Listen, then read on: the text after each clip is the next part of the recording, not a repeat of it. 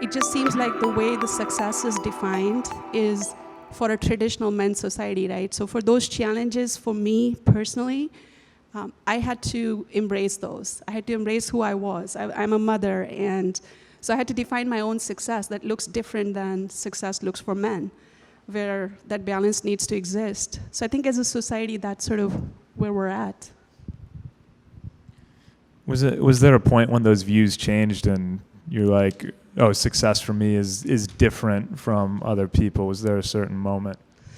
Definitely, because early on, I think what we do is we haven't changed the definition of success. If I was a leader at corporate, you're expected to behave the same traditional way, the number of hours. And unlike Anne, I never was a workaholic, right? So I held myself to that standard. And I remember early on in my career, I had a women entrepreneur that I hung out a lot with.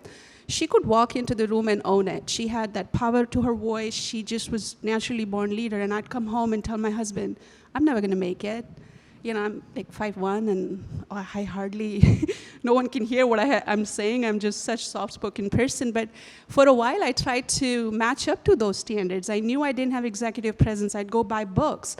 And there was a moment, and I've learned a lot that I know by being a mother in my life. And there were moments when I was raising kids, there were teaching moments, and I decided, you know what, they're not going to have to follow the path I did, whether that was my corporate life or this doesn't have to be struggling. This is who I am.